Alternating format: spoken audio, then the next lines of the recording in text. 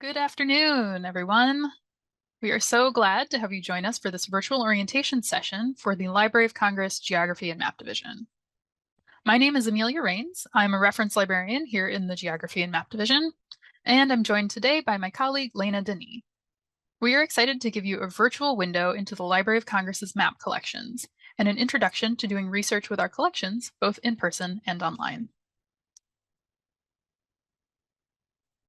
In the first half of today's session, I'd like to talk a bit about the history of the Geography and Map Division and about our physical space here in Washington, D.C., which everyone should come visit if you're able to. I'll also go into what you might find in the Geography and Map Division, the types of maps and other cartographic materials that we hold in our collections, as well as the range of geographic areas and time periods represented. Overall, I hope to give you a good idea of why you might want to come to the Geography and Map Division for research. And then in the second part, Lena will show you how you can do so, both remotely and here at the library. We'll end with a question and answer period, so please feel free to put your questions in the Q&A feature at any time. And of course, if you have a research question, you can always contact us at Ask a Librarian, and the link to that is in the chat. The Library of Congress Geography and Map Division is the world's largest map library. The first maps in the library's collections, 3 maps and an atlas, were purchased by a congressional committee in 1800. For almost 100 years, the map collection was housed with the rest of the library in the U.S. Capitol building, where it suffered 2 disastrous fires, the first of which was in 1814 when the Capitol was burned by the British during the War of 1812. In 1897, the Library of Congress got its own building, today the Jefferson Building, which you can see behind me. And when the Jefferson Building was built, a hall of maps and charts was established. Since that time, the map collections of the Library of Congress have grown dramatically, and today comprise nearly 6 million cartographic items. Many of these are available to view and download in our online collections. We're adding more maps on our website every day, but most of our materials still exist only in physical form here in the Geography and Map Division. So let's take a look inside the Geography and Map Division. We are located in the basement of the Madison Building, which you can see behind Lena. And the Madison Building is the newest of the Library of Congress buildings on Capitol Hill, of which there are 3. The Geography and Map Division occupies the largest collection space in the Madison Building.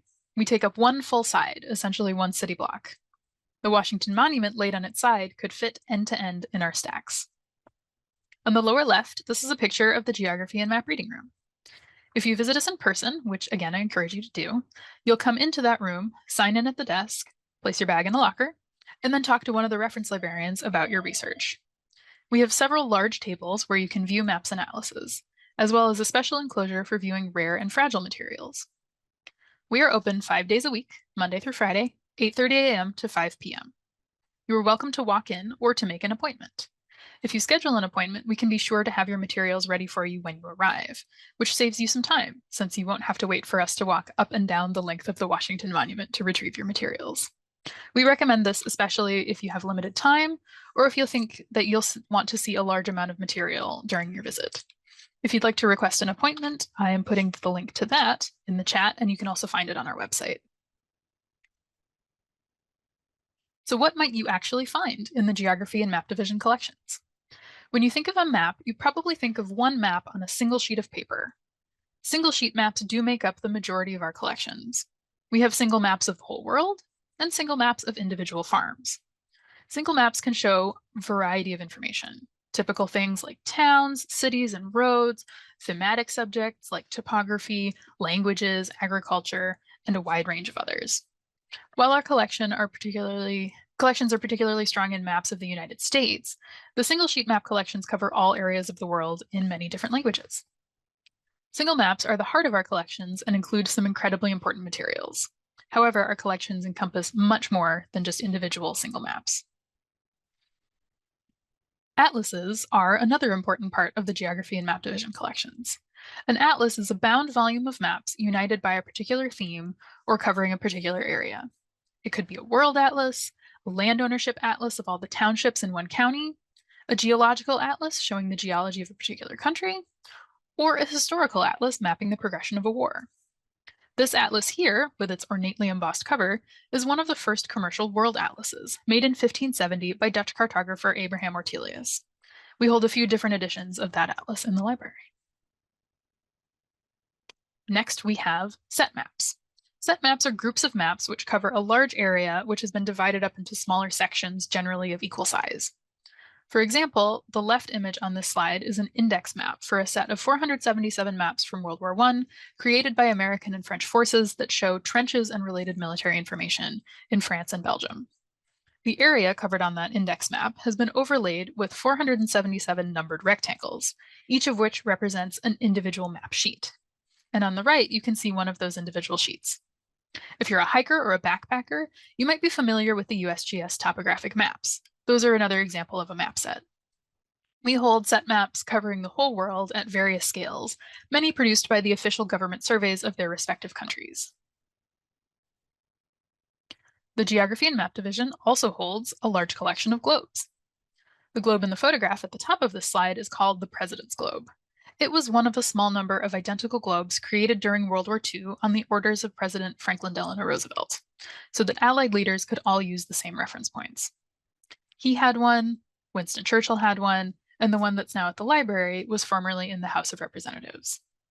This globe is about 4 feet in diameter and is on permanent display in our reading room. One of our favorite globes is this one on the left. This terrestrial globe by Caspar Vopel, a teacher of mathematics in Cologne, Germany, is one of the earliest surviving examples with armillary spheres. Vopel's sphere, illustrating the Ptolemaic Earth-centered cosmos, was constructed in the same year that Nicholas Copernicus published his revolutionary treatise, Transforming the Astronomical System by placing the Sun at its center.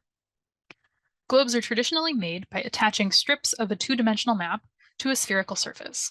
Those strips are called gores, and that's what you see in the lower right. We also hold many examples of globe gores. Inside the Geography and Map Reading Room, we have a large reference book collection, which can help with your cartographic research. Book topics include cartobibliographies of maps of particular locations, books on the history and etymology of place names, historical gazetteers, which can allow you to locate places on historical maps, even if the place no longer exists or has changed its name, directories of important cartographers, journals of cartographic history, and much more. These reference books are invaluable resources to genealogists, historians of cartography, and for many others who use our reading room. Now, globes are not the only 3D objects people have made from maps throughout history. We have maps on fans, canes, cylinders, even on chocolate bars. And here are a couple of examples of some of the special format maps in the Geography and Map Division. In the top right is an example of a powder horn with a map engraved on it, of which the division holds 9. These were a bit of an 18th century fad during the French and Indian War and the Revolutionary War. Soldiers might have maps of important battles engraved on their powder horns, which could then be carried into the next battle or left at home on their mantelpiece. Another special map format in our collections is the tactile map. Tactile maps represent map features such as elevation or roads in 3D, so you can touch them and explore them in a non-visual way. The map pictured on this slide is a large table-sized tactile map of the National Mall, which has raised plastic models of all of the buildings on the mall and features map labels in Braille. This map lives in the hallway just outside the door to the Geography and Map Reading Room, and is just one of many examples of tactile maps in our collections. As the Library of Congress is the de facto national library for the United States, our collections are naturally strong in maps and atlases of the United States. A large portion of our collections are made up of maps and atlases of the entire US and of individual states, counties, and cities and towns. Our online collections are particularly strong in this area. We have digitized thousands of US maps, including railroad maps, such as the one on the left of this slide, Revolutionary War and Civil War maps, and maps of individual states and towns. One interesting genre of city and town maps is the panoramic or bird's eye view map, like you see on the right of this slide. Panoramic maps were particularly popular in the late 1800s up to around the turn of the century, and our online collections contain more than 1,000, showing cities and towns of all sizes. Another important genre of maps of US cities are fire insurance maps. In the Library of Congress, the largest collection of these were published by the Sanborn Fire Insurance Company. And these maps represent our most used collection. Sanborn maps are highly detailed maps covering about 12,000 cities and towns all over the US, plus a handful in Canada and Mexico. They mostly date from the late 1800s through the 1950s. Sanborn maps depict commercial, industrial, and residential areas with building level detail. Typically, an individual town might have been mapped every 10 to 20 years or so, and they're done at the same scale and with a uniform set of symbols. So you can use them to watch the development of a town or even an individual building or lot over several decades. These two images are examples of Sanborn maps, in this case of West Orange, New Jersey in 1951. The image on the left is the index map from the beginning of the volume, like we saw with the set maps earlier. Here, the town is divided into a few dozen little colored sections, each of which has a number corresponding to an individual sheet in that volume. On the right, you see one of those individual sheets showing all of the buildings in that part of town. These are businesses, houses, apartments, even carriage houses and garden sheds. These maps are very popular with genealogists, people researching historic houses, environmental history, and a lot of other research topics. Nearly all of the Sanborn maps, which are old enough to be in the public domain, are online, with the exception of some that have recently become public domain, those published from 1923 to 1928, and these are the subject of an ongoing digitization project. The rest of these exist in physical form in our stacks. You can use the advanced search feature on our website for the Sanborn map collection to find maps of a specific town and time period, and I'm putting the link to that advanced search here in the chat. This advanced search will show you the digital images for those maps which have been scanned, and for those that haven't been scanned, it will tell you which to request here in the reading room. Now, I mentioned that our collections are particularly strong in US maps. However, in keeping with Thomas Jefferson's original ideals for the Library of Congress, the Geography and Map Division's collections aim to be universal and international in scope.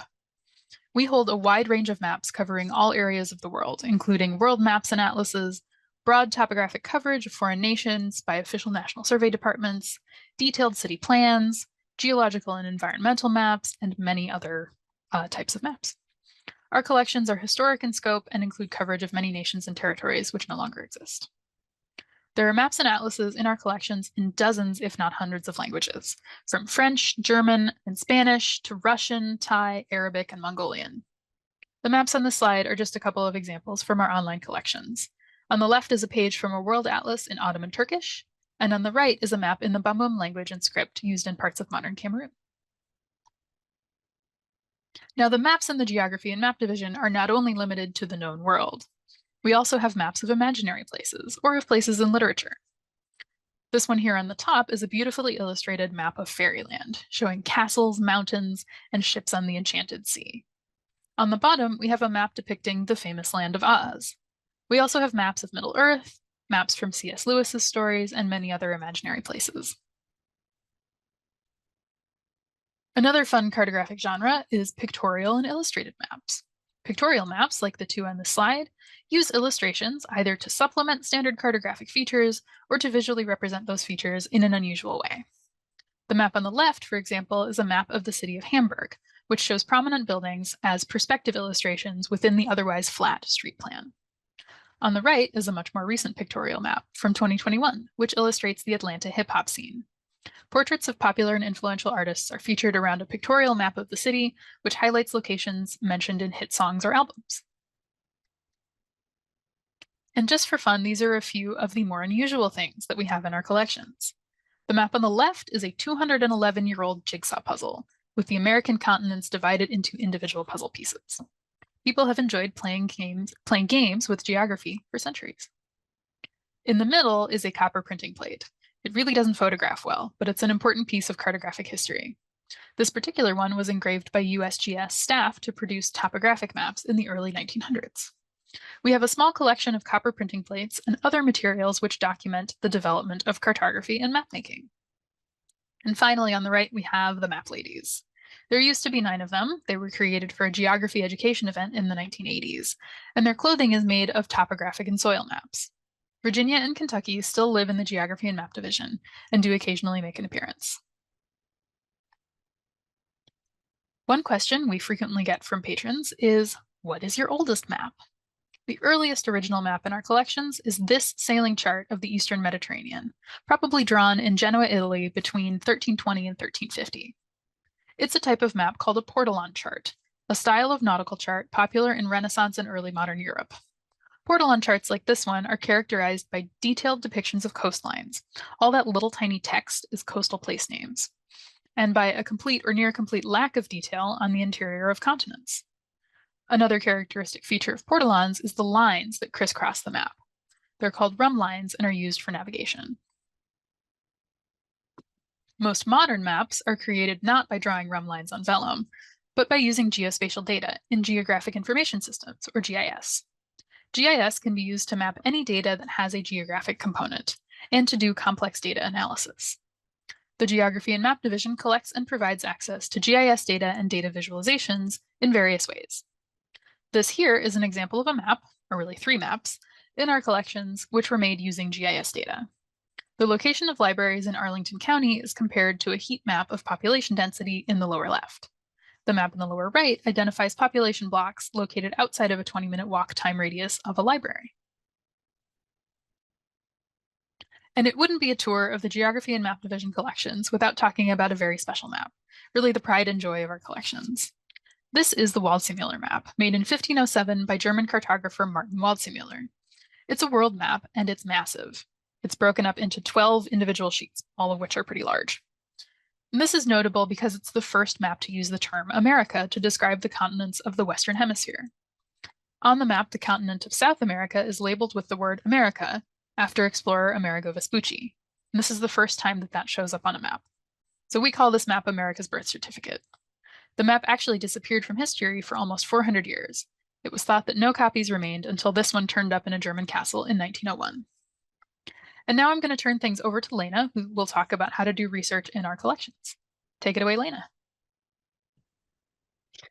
All right. Thank you, Amelia, for that great introduction. So now that you all know a bit more about the kinds of materials we have in our collection, let's take a look at how you find them and access them. We're going to start with the library's homepage, which is located at loc.gov. Here you're going to see announcements about upcoming events and cool new collections from across the library.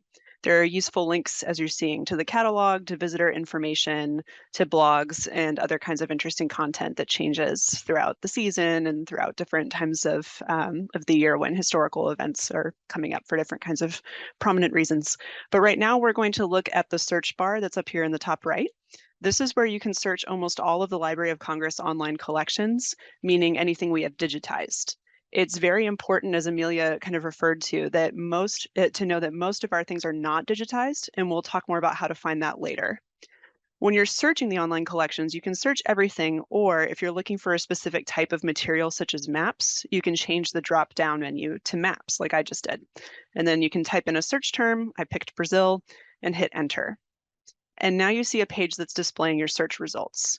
We can see that there are 237 items that are available online that are maps and that have the word Brazil somewhere in the record. The default display is this list view, and you can sort the list by title, date, or call number order, which is called shelf order here because it refers to how objects are filed in map drawers or on bookshelves. So I'm choosing date oldest first, and then I'm going to click go. And then that lets me see the oldest maps related to Brazil up at the top of the results.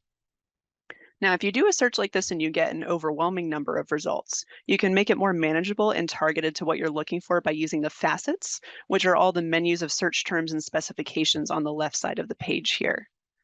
The website almost always defaults to available online for the first facet, so you're not just looking at a bunch of records that have no image, but you can toggle back and forth if this changes or if you want to look at records for non-digitized items. We already specified that we were looking for maps using the drop-down at the top right of the page when we did our search, so the original format facet is already set to maps, but you can change this here. If I decided, for example, that I wanted to see more than maps, I can just click the X next to map to get rid of that format specification while keeping the rest of the search the same. And then that gives me way more options. If you ever do this unintentionally, such as you're doing a search on loc.gov and you don't use the dropdown so that you end up default searching everything across the library, you can just go to this facet and use the options listed there to choose one and whittle down the search from there. So as you can see, I'm reverse engineering. I'm going to choose map again as the format, and then I'm back in business with that original list of search results that we saw. A couple other facets that are probably going to be the most relevant for map searches are date and location. If I want to get more specific with my date range, so say I'm looking for 18th century materials, I can use the date facet to narrow it down. You would just click on a date range here to show those materials. And once you click on one, you have the option to drill down even further. So you can see now it's showing specific decades. I can pick one as an example.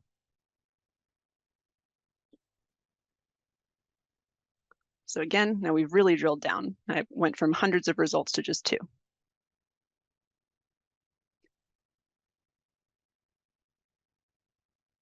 And then I'll come back out of that to go back to the other results.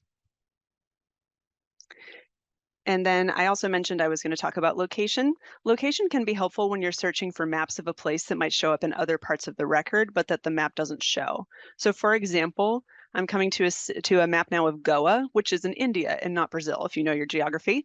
But there's a copy of this map at the National Library of Brazil. So that's why this image is showing up in a search with Brazil as a general keyword.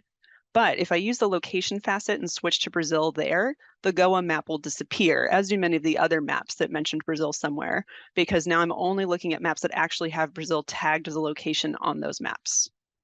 Some other options for filtering that may interest you are contributor, which could be the cartographer, engraver, or publisher of a map, depending on the information we have, and also the subject or even the language. For example, if I only want to see maps in Portuguese of Brazil, I can use the language facet for that. Now, if you see a map that you like, you can click on either the title or the image to go to the item page. And it will look like this. You see the image of the map and underneath it, information about the map, such as its title, creator, publication, location, and date, notes, and a call number and link to the catalog record. There's also a rights and access information tab and a quick site tab here at the bottom. Now, we get a lot of questions about reproducing images of maps from our online collections, either publishing them in books or articles, or just printing them out and putting them on your wall, and people always want to know about copyright. There are no restrictions on downloading, using, reproducing, or publishing almost any of the materials in the Geography and Map Division online collections, either because they were published in the US prior to 1929, which means they're now in the public domain, or because they're US government publications, or because we've done the research and determined that they're not under copyright protection. You can check this metadata to be sure, because sometimes you'll see a rights advisory note, but in almost all cases, these maps are free to use and reuse, which is a phrase that you can see in this example. And I do want to emphasize that this is not the case with all Library of Congress online collections, but it is the case with the map collections. If you have a question about a particular map, you can always contact us to ask. So coming back to the top of this item, you can, if you click on the image or click on the button right underneath the image where it says View Enlarged Image, you'll go to a new page that looks a lot like the old one. The map information below is all the same, but now you're able to zoom in on the image itself. You can either use the scroll wheel on your mouse to do that, or you can use the plus and minus buttons that are here at the top right of the image. So now you see that I'm zooming in, and you can also use your mouse to click and drag, which will move the map around. And then if you get to a weird spot that you don't like anymore, you can click the button that looks like a little target to reset your view. And if you want to download the image, look for the download menu here at the lower left. Excuse me, at the lower left. You have a few different choices of file types in the dropdown, file types and sizes. JPEGs are good image files for most purposes. TIFFs are very high resolution files and also very large, so they may take a few minutes to download. You can select your preferred size and click go when you're ready to download something. TIFF files being so large will download automatically. JPEG files, depending on your browser, will usually open in a new tab where you can right click and save it. There's another option too if you just want to use a small portion of a map. You can use this really cool little scissors tool in the top right of the image window. And when you use that, it gives you kind of a crop feature where you can click and drag around the section that you want and just the section of that you want, excuse me. And then you can adjust that as needed if you clicked on the wrong thing and you click on that clip image button that you saw pop up. And now you can do whatever you want with this. You can download just this little section here, for example. And if we go back to the image viewer page, you have the option to go up here above the image at the top of this item page. You can see there's this back to search results link. And if you click that, it will take you back to that list that you made, and it keeps all of the filters that you've applied. like the specific date or location. So you see that this search is still, it's the search for Brazil and it's still filtered to Brazil for location. And if you decide that those filters are not useful to you anymore, as we went over with the formats, you just click the X next to it to remove it. Also, if you don't like the list view, you can change it. There are some other options. I'm showing the gallery option here and clicking go. So now you'd see an image gallery rather than a longer text-heavy list. And you can just play around with that depending on what you need and what you're looking for, and if you're doing more of a visual or a text search, depending on what exactly you're doing with the maps. You have options. So I mentioned that there's only a small portion of our materials that are digitized. We are scanning more maps all the time, as Amelia was saying, but the bulk of our collection is not currently available online, and some of it won't be scanned for quite a long time due to copyright. So right now, once again, you're seeing what's available online, but you see that if you click on all items, so that now you're not just getting images, but records for things that are not digitized, you're seeing more than 10 times as many things as you saw before. Which is, I'm not sure, honestly, if that's the percentage across the board, but it seems right. So I'm going to go back to list view here because that's a bit easier to navigate for material that isn't online. And when you see a bunch of items that don't show a map image and just this generic icon, they will often say catalog record only. And those are items that we have in our collection that you can access on site, but they're, again, not available online. If you have questions about any of those, you can contact us through Ask a Librarian. And the important thing to know is that even this doesn't represent everything we have. There's a significant amount of material in our collections which isn't individually cataloged, and we'll be looking at that in just a few minutes as well. So another research tool that provides an even more in-depth way to search for maps is the Library of Congress catalog. This is the same catalog used by most parts of the library, and if we go back to the home page at loc.gov, there's a link for the catalog right here near the top of the page. And we're also going to be putting a link in the chat directly to the catalog. Now, if you're searching for maps, I'd always recommend starting with an advanced search. We saw a couple ways to click there for it in the search options or just underneath the search bar. And this is a pretty standard advanced search you've probably seen in other places. You can search for a keyword or a place name. You can specify that you're searching for the title. You can specify a person's name, like the author or cartographer, a subject term, or other options. And for now, I'm just doing a basic keyword search, and I'm going to search for Oregon, see what we have in terms of maps of Oregon. And as you saw, there's an add limits button that I clicked on here that gives you, among other options, type of material. And there I chose map and clicked search so that I don't just get a bunch of books or periodicals from other parts of the library that I may not be interested in at the moment.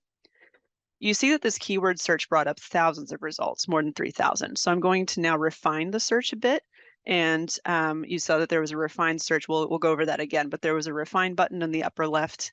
And now one of my options I can do is specify a time period. So I'm specifying 1900 to 1950 and doing the search again. And now we have just 159 results, much more manageable. You will notice that most of these say request in geography and map reading room, which means that you can see it here on site in our reading room, but some of them also say links available. And when I click on one of those records that has links available and click that link, it will take me to the scanned map. So this link will look very familiar. And now, as you can see, you're back at an image link page like the one that we were just going over when using loc.gov without the catalog. So once again, we're going back to this time the titles list instead of refining the search to see those 159 titles. If the map that you're interested in doesn't have a link, we're taking a look at this one, that means that it hasn't been scanned and is only available on site at the library. Looking at the description for this one, we can see this is an atlas, and there are a couple of things to note under item availability. The call number is what you would want to provide to request the item on site, and here it tells you that you can request it in the geography and map reading room. There are maps in some other reading rooms at the Library of Congress, not many, but it's always good to check because it's good to be aware that not absolutely all of the maps are in the same place. And especially if you're there in person, it's a real drag if you suddenly have to move when you got settled in our reading room. So going back to the search results list, again, you click that refine search button under the navigation. You can also sort these results on this list by title, by author, or date, similarly to on loc.gov. And I just did an example of that again I'm doing that now, sorry, doing an example of sorting by date. Again, clicking oldest to newest. So you see here, we've got some classic examples of a map record as you would expect to see, where you have the cartographer, publication information, a physical description of the map, or in this case, it's a set of 5 maps. We have the scale if it's specified, the call number, and some subject headings. Subject headings can be used to find similar materials. If you click on one, you can pull up records for everything else in the library that would be cataloged with that subject, which can be very helpful if you're looking for similar maps and not really sure what else to use to kind of refine for that search. So now we've looked at map records and atlas records in general, the kinds that you would expect to see, but I'm going to return to the title list again and show you one more kind of record that you may run into when looking for maps in the catalog, and that would be group records or collection level records. So here are some examples, and I'm going to show you one for maps of Oregon from 1904 to 1914. What are we looking at? So this record is a stand-in for a group of maps which have not been individually cataloged. Typically, maps acquired by the library after about 1970 have been fully cataloged, and you'll see the individual records for those, like the ones we were looking at earlier, that are the very familiar kinds of library records. But for most maps that we acquired prior to about 1970, you'll see something like this. If you see in the description, this record, this will tell you that this record represents a number of maps across one full map drawer. They're all maps of Oregon from the specified time period, but publication dates, creators, scales, and subjects will all vary. There's more information in the notes field about that. And if you think something in one of these records might be what you're looking for, you should contact us and we can give you more information about the maps described in these records.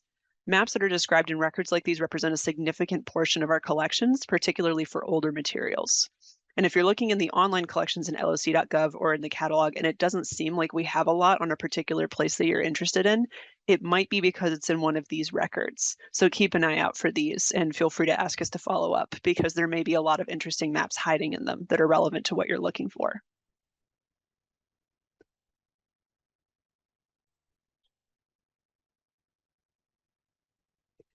So don't worry about this link, but now that we've explored how to search for maps in the collections, I'd like to look at the Geography and Map Division website, which is a very good central place to access a variety of map-related resources. So from the library's homepage, you can find us by scrolling down to the research centers. And then when you get there, yes, you'll click on research centers and now scroll down a little more for special format collections, which is what it sounds like. And we are one of those special formats. Now you're at our website. So the front page of our site tells you a bit about the reading room. You can see our location, our hours, links to our social media, featured digital collections, and some recent blog posts. And if you're planning a visit to the reading room, check out this Using the Reading Room page, which is here at the top, which goes into detail about how to request an optional appointment, how to get a reader card, which makes you able to use all of the Library of Congress reading rooms, and also how to access and use maps in the reading room. We also have a page in this left side tab for more detailed location and contact information, which Amelia went over. And also there's a page about how you can support the Geography and Map Division in our efforts to make map collections accessible to researchers and map enthusiasts all over the world. The next tab up here is Collections. And this page describes our collections in broad strokes, the strength of our collections, how we acquire materials, and some of the areas that we're focused on growing in our collections. And under that page, you'll also find the path to our digital collections. These are curated sets of materials on a particular theme from a specific time period or specific types of maps, which have been digitized and made available to anyone with an internet connection. All of our digital collections are listed on this page, and some of them are just maps like the American Revolution map collection that was at the top of this list, but many also include different types of materials from different divisions in the Library of Congress. So an example of that would be this France and America collection, which includes books, also maps, and then manuscripts, photos, and video as well. So things beyond our particular division. And viewing items in these collections works like viewing maps in our online collections in general. So I'll show you railroad maps 1828 to 1900 as an example. If we come to this collection, on the front page, you have a description of the collection. And if you want to see the maps, you go to the Collection Items tab. And now you have a search interface like the one we saw before, where you can see that we have 635 items in this digital collection, which you can narrow by date range, location, or other criteria, as we talked about before with the facets. You can also sort the list, you can change the view, also as we talked about on loc.gov, and you can also do a keyword search in the top box here. And now you see that it's actually defaulting for you to only search this collection rather than everything or all the maps, etc. There's another collection I'd like to show you that's called Single Sheet Maps Title Collection.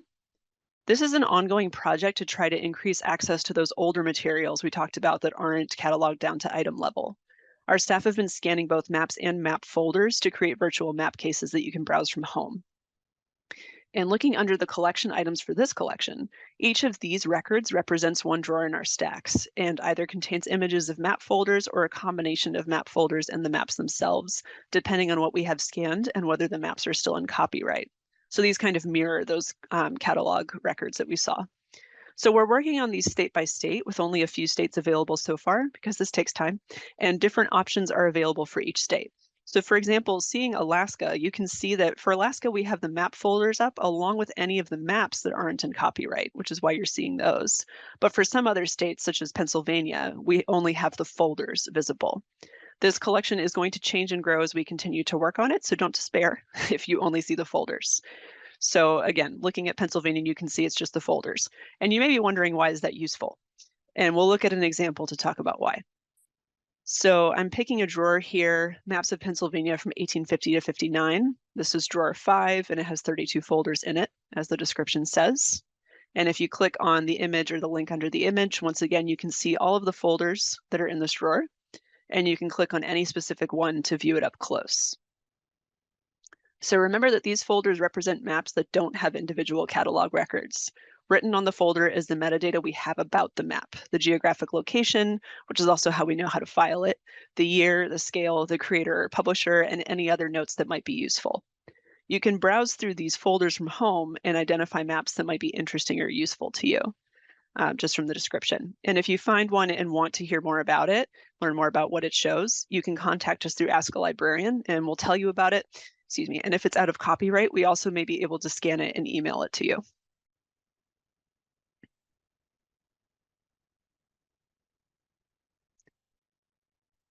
So going back to our website here, there's another tab I want to show you called Researcher Resources. And each of the subpages on this page contains tools and guides to help you navigate the map collections at the Library of Congress. The research guides that you see here are guides written by staff on particular aspects of our collections. We have guides on important cartographers like Abraham Ortelius, guides on specific geographic regions or individual US states, a new guide on map cataloging that contains lots of useful resources for librarians, and some other subject-specific guides. Guides might contain specific maps and atlases, reference resources, background information, and external tools for understanding these materials. One of our most popular guides is on fire insurance maps, including Sanborn maps, which Amelia mentioned earlier. And that guide tells you how to search for Sanborn maps and interpret what you find. So these are always very handy. Next up are story maps, which are immersive narratives combining collection materials from around the library with multimedia and interactive maps. We have a few from the Geography and Map Division, but there are dozens of these created by staff from different library divisions, which you can see by clicking on that link. So you can learn about lots of things across the library. There are also web maps, which are maps and tools made with GIS that Amelia mentioned earlier, digital cartography. Some display data from or about our map collections, and we do have among those a series of volume finders, which can help you with a map interface locate Sanborn maps of a specific area within certain large cities. Finding aids are guides to special collections. We hold more than 100 special collections, which could be the papers of important geographers, or collections of materials and maps from the same source, or which are grouped together for some other reason. These finding aids are fully text searchable, and they provide an inventory or detailed overview of the collection. The e-resources and databases page is the curated directory of online resources that are relevant to the study of cartography, map history, and geography. Some of these resources are freely available, but many are subscription databases available only on site at the library. And finally, we have our news and events page. Under the events, you can see upcoming events sponsored by the Geography and Map Division. We actually have an upcoming virtual orientation in August that I don't think is listed here yet, although it will be soon, and that will focus on researching works by specific cartographers, which we will provide the link to register for in just a few minutes. Also, you can find recordings of past live in-person events under event videos and recordings of past online events under webinars, excuse me, which includes past virtual orientations in this series. The recording of this event today will also appear there after it's processed. And finally, press releases contain occasional news about major projects, acquisitions, and events in our division. Now, I've been talking a lot about online resources, but if you're researching in our collections, it's important to remember that we have a lot of material that's not available online or easily findable in our catalog, which you're probably getting the idea of by now from seeing all the different ways that we've shown you that. We've talked about a couple of ways to find this material, to look for those collection level records that I've been talking about, or the scanned map folder images on loc.gov. But a great way to find out whether we have what you're looking for is to ask us, to talk to a reference librarian. My job, Amelia's job, our other colleagues' jobs, is to help you find the maps you need and figure out what your options are for getting access to them. We can navigate the nearly 6 million items in our collection to find relevant maps for your research topic. So how do you get in touch with us? Again, the best way to contact our reference team is to send us a question through Ask a Librarian. Our form is at ask.loc.gov/map-geography, which is on this slide, but also in the chat. We monitor this form 5 days a week, 8:30 a.m. to 5 p.m. You can also call us at 202-707-6277, which is 202-707-MAPS. And of course, you're welcome to come visit us in the reading room Monday through Friday, 8:30 to 5. Just a quick note on copyright and reproductions. We get a lot of requests for copies of maps in our collections. If the map you want is already online, you can download it directly and have it printed. Or you can order a high quality reproduction through the library's duplication services office, and we're happy to provide information about that if you need it. If you want a copy of a map that's not already digitized, you should contact us because we may be able to scan it for you in the reading room if it's out of copyright. If it's fragile, even if it is out of copyright, we would refer you to the duplication services office so they can do a professional scan. And if the map you want might still be in copyright, you can scan it yourself. We will not do it for you. You can also have someone visit the reading room on your behalf if you're not local, but you have friends and family who are. We can't give or deny you permission to scan or reproduce an item based on copyright. We can give you the information we have about the publication of an item, but we are not copyright lawyers and the library does not own the rights to the materials in our collections. Only you know exactly what you intend to do with the scans and the level of risk that you're comfortable with. And just a quick note on that, if you want to use our scanners, make sure to bring a USB flash drive. You are also more than welcome to photograph materials in the reading room. We just ask that you turn the flash off. Now that we've overloaded you with information, we want to share 2 ways that you can keep up with what's going on in the Geography and Map Division and see some of the highlights of our collections. We have an X account, formerly Twitter, at LOC Maps, where we tweet, or whatever the verb is these days, some cool maps 5 days a week. And we also have a blog, Worlds Revealed, where our staff write about some of the interesting maps, atlases, and globes in our collections. And the links to both of those can be found on our website as well.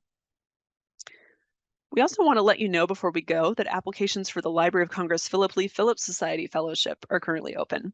Awardees of this fellowship conduct research at the Library of Congress in the largest and most comprehensive cartographic collection in the world. And it is an 8-week residency that includes an $11,500 stipend with the possibility of an additional $2,000 honorarium for a lecture and publication. The applications for this cycle are due by September 15th. And for full details, please find the Philip Lee Phillips Society section in the programs area of the library website, which is also now linked in the chat. Last but not least, we also encourage you all to attend our next virtual orientation session, which will be on Tuesday, August 13th at 3 p.m. Amelia will be leading that one with our fellow reference librarian, Cynthia Smith, and I, for one, am very much looking forward to it. They are going to be exploring maps and atlases by several important cartographers in the Library of Congress collections. The orientation session will provide an overview of a series of research guides focused on prominent cartographers, and you'll also learn how to search for works by specific map makers and creators in the library's catalog and online collections, as well as resources for learning more about their lives if you're interested. The session will end with a Q&A as usual, and you can register for the orientation using the link that's in the chat, and we're going to be sending that out in a follow-up email as well. So thank you all for joining us, and we are happy to answer any questions that you have in the time that we have left. And I see that there are already some questions in the Q&A. So Amelia and I can take a look at those. All right. Well, Amelia, I see that you have listed that you want to answer the first question. Can I turn it over to you to read it out and give an answer? Sure, yeah. So the question is, are there any U.S. city 1 to 50,000 military style MGRS maps available to the public? So I do not know off the top of my head. I would recommend a catalog search. I did a quick catalog search in the background while Lena was talking and found a couple things. I didn't see anything specifically 1 to 50,000, but as Lena mentioned, that doesn't necessarily mean if you can't find a catalog record for something, that doesn't necessarily mean we don't have it. So I would encourage you to contact us through Ask a Librarian. Also, you're welcome to do a search in our catalog yourself. I did want to use this opportunity, though, to mention that with MGRS military, what is it, Military Geographic Reference System, on the subject of military maps, that the Library of Congress does not hold any classified maps.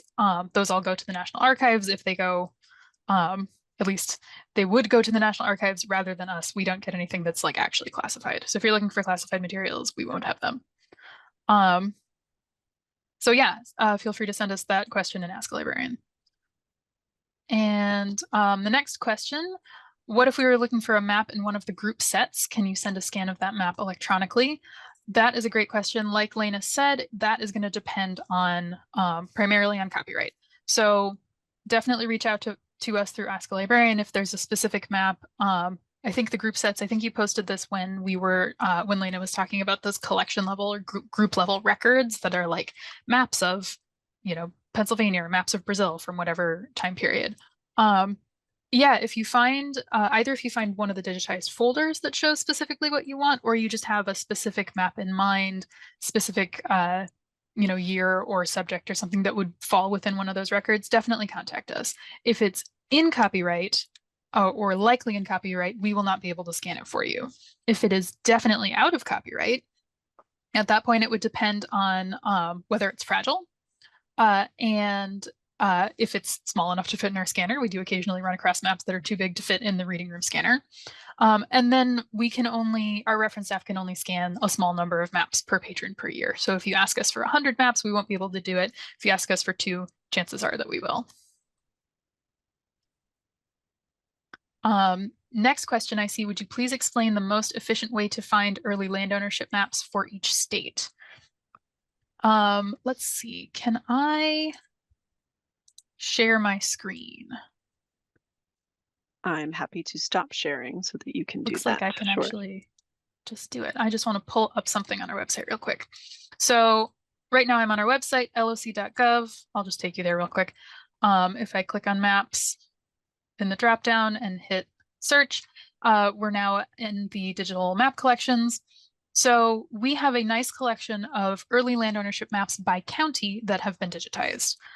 We had a big project to do this. It's not complete. There are some land ownership maps that we have not scanned, but it is, for a lot of counties, we have the earliest land ownership map that we have, if not a few of the earliest land ownership maps scanned. So I would suggest if you're looking for a specific county, to search for that county. I'm picking one at random. I don't know if we have one of this county. I'm going to cross my fingers that we do, and we do. So chances are if you do a search for a county, probably the first thing you're going to come up with is these land ownership maps. Now, the other way to do this, if you wanted to look more broadly at the land ownership maps that we have by county, just going back to this page, loc.gov/maps, that shows all of our maps. If you scroll down, one of the options that you get on the left is this part of. And this is a bit of a grab bag. Some of these are like specific digital collections. Some of these are, yeah, there are a few different categories of things here, but one of the ones that you'll see with the maps is this county land ownership maps category. There isn't like one link that I can give you for the county land ownership maps collection, but it is an option that you can click, and now you will get all of the digitized county land ownership maps. If you don't find one that on our website that you're looking for, contact us through Ask a Librarian. We can take a look and see if we have one that just hasn't been cataloged fully and scanned, and then let you know, if it's something we can scan for you, or if it's something that you'd have to come in on site to see. Since you did ask about state, I don't know as much about what we have at like the state level. I think most of the land ownership maps that we're going to have either will be of a larger scale than that. So either county level or city level, although I'm sure that it depends.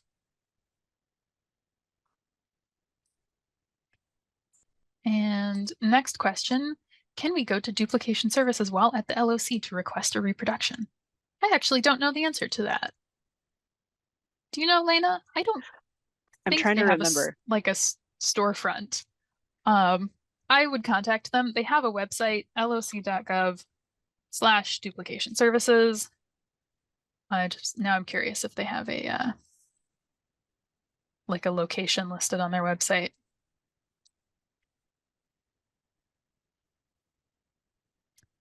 They do have a physical location.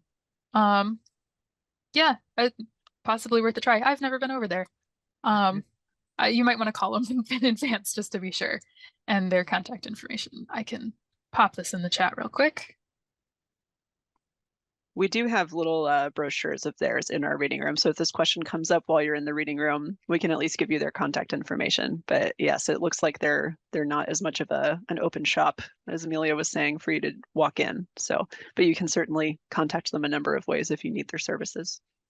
I'm assuming even if you did walk in that whatever, if you wanted to place an order for something specific, that would take time to happen anyway.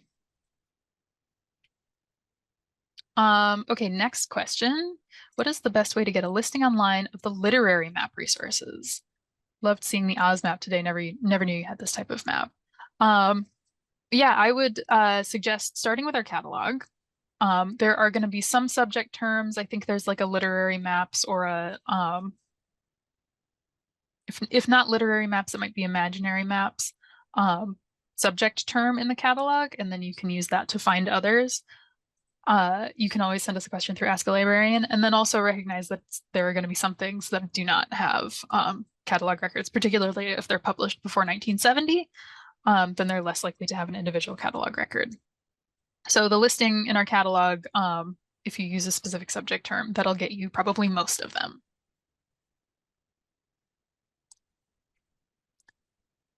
Next question. Is it possible to search the LOC catalog exclusively for world maps that were published in atlases?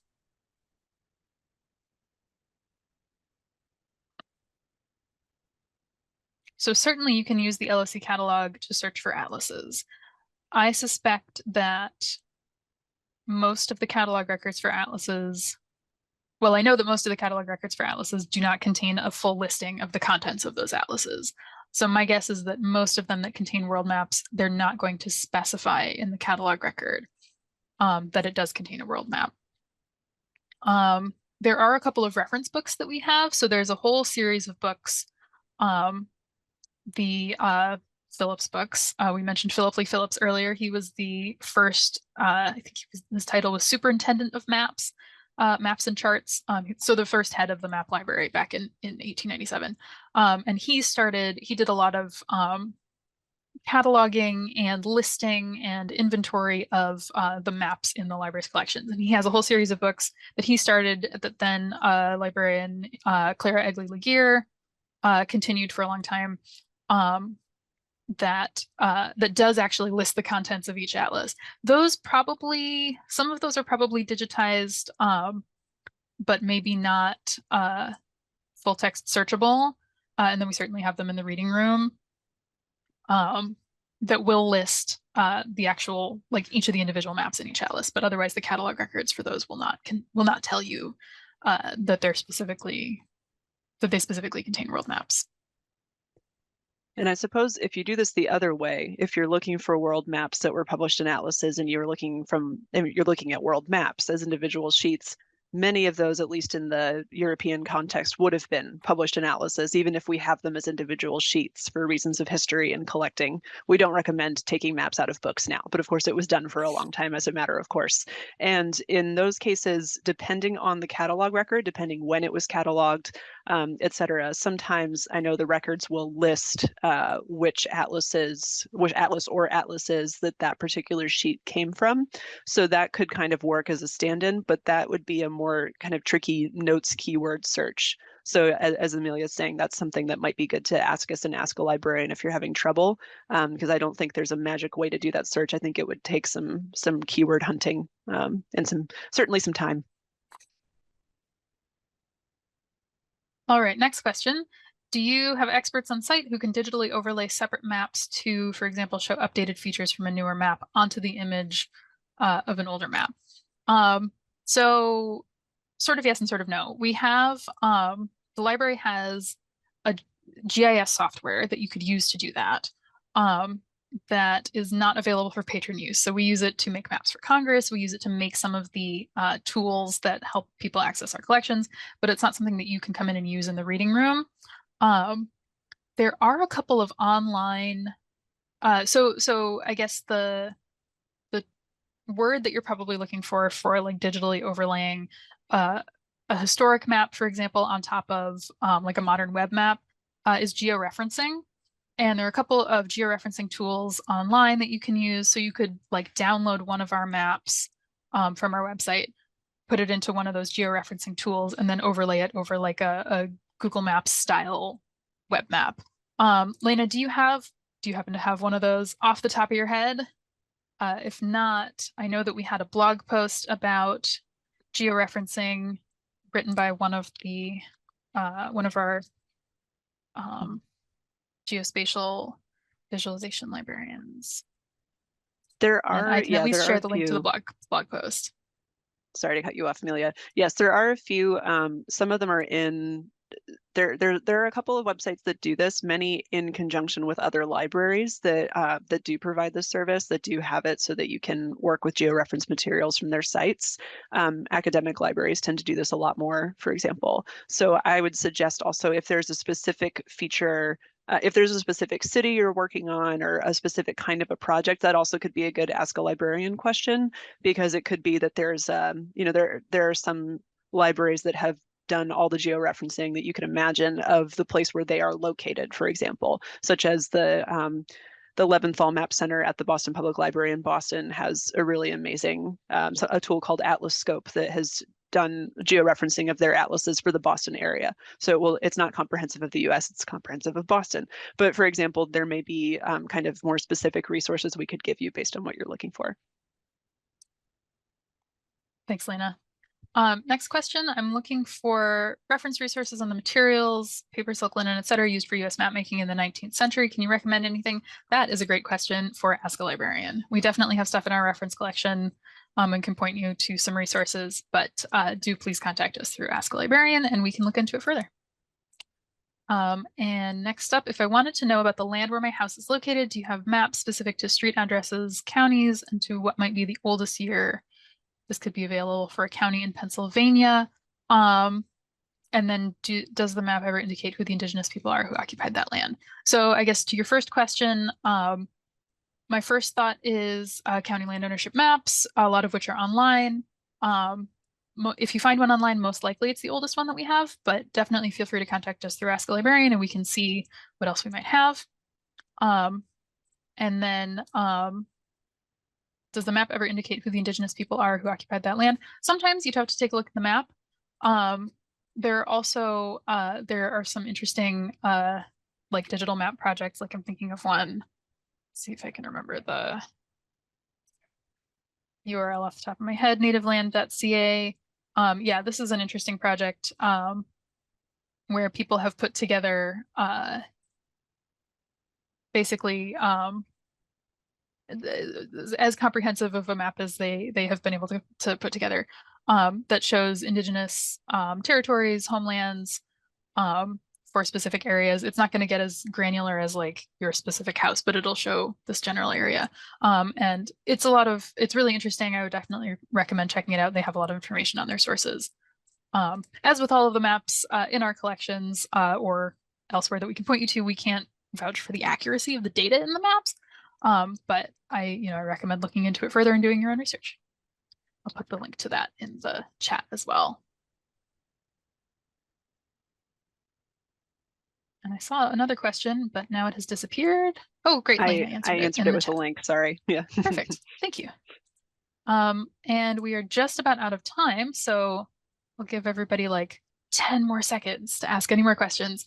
Just as a reminder, if you have any more detailed questions, please contact us through Ask a Librarian. You will get a follow-up email after this webinar that has a link to register for the next virtual orientation, and it has a link to our website where all of these resources are linked, and then also a feedback survey. So if you have any suggestions for us and how we can do these webinars better, then we would love to hear your feedback.